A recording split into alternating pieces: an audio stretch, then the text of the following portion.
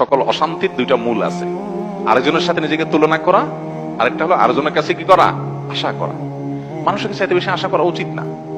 স্বামী হোক, স্ত্রী হোক, ননদ হোক, দেবর হোক, শ্বশুর হোক, শ্বশুর বাড়ি হোক, এমনকি বন্ধু বান্ধব হোক, আপনার কোনো বন্ধু বান্ধব যদি আপনার সাথে বেঈমানি করে, আপনার খুশি হওয়া উচিত। খুশি হওয়া উচিত। কেন খুশি হবেন? বেঈমানি করলে আবার খুশি হবেন কেন? খুশি হবেন এই জন্য যে আলহামদুলিল্লাহ একটা জায়গায় ছিলাম এতদিন, আল্লাহ আমাকে জায়গাটা চিনিয়ে দিচ্ছে। যদি বেঈমানিটা এখন না করতো, আমারে আরো কিছুদিন বাড়াইয়া তারপরে করতো, আমি আরো বেশি ক্ষতিগ্রস্ত হইতাম। আল্লাহর শুকর, আলহামদুলিল্লাহ আমি যে অজাগায় সময় ব্যয় করছি, এরকম জিগরি দোস্ত বানায় রাখছি, ও আসলে কালসাপ, এটা আল্লাহ তাআলা আমারে জানাই দিছে। আলহামদুলিল্লাহ আমি খুশি হয়ে যাব। নেগেটিভ জিনিসটাকেও পজিটিভ ভাবে আমরা দেখতে পারি। যত হতাশা আছে, এই হতাশা দূর বেশিরভাগ ক্ষেত্রে হয়ে যাবে শুধু মেন্টালিটি পরিবর্তন করলে। আল্লাহ আমাদেরকে সেই তৌফিক দান করুন। আমাদের কিচ্ছু নাই ঘরে, অল্প স্বল্প আছে, আমরা যার আছে তার সাথে তুলনা করবো না। আমার যা আছে তা নিয়ে অনেক হ্যাপি, আলহামদুলিল্লাহ। আল্লাহ আমার ছেলে মেয়ে সুস্থ রাখছেন, ক্যান্সার দেন নাই, বড় কোনো ব্যাধি দেন না, আল্লাহ শুকর।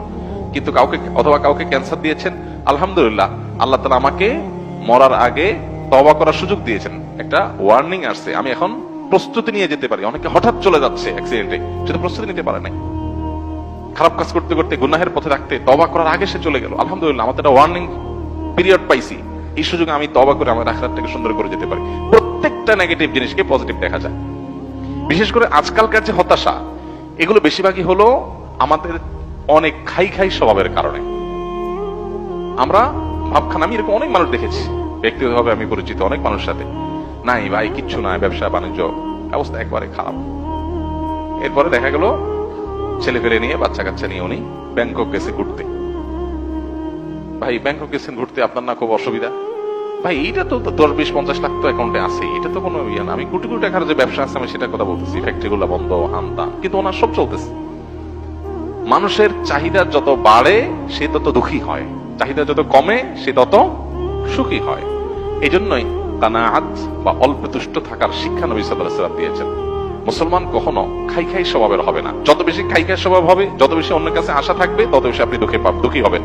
এই জন্য এই জিনিসটা ছাড়তে হবে। কারোর কাছে আশা খুব বেশি করা যাবে না, এবং অন্যের সাথে কম্পেয়ার করা যাবে না। বিশেষ করে অন্য আমার চাইতে ভালো থাকলে ওটার ব্যাপারে কম্পেয়ার করা যাবে না। পৃথিবীতে আল্লাহ ছাড়া আর কারোর ব্যাপারে আশাবাদী থাকবেন না। এমনকি নিজের মা বাপও না, নিজের স্ত্রীও না, স্বামীও না, সন্তানও না, ভাই বোনও না, জিগরি দোস্ত না, কারোর ব্যাপারে না। আশা করেন, খুব বেশি আশা করে বসে থাকেন না। আশা করার পাশাপাশি এটার জন্য প্রস্তুত থাকেন, যা আশা করতেছেন তার উল্টাটাও হতে পারে। মোচের তেল দিয়ে গেছেন, অনেক কিছু আশা করতেছে, যাই দেখেন জিরো।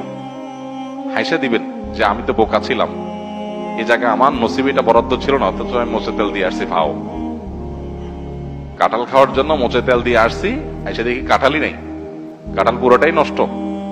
তাহলে আমি অহেতুক একটা প্রস্তুতি নিছি, আমার তকদির এটা ছিল না। তো ইমানদার নিজের জীবনটাকে ইজি করার চেষ্টা করবে, সে সুখী থাকবে ইনশাআল্লাহ তাআলা।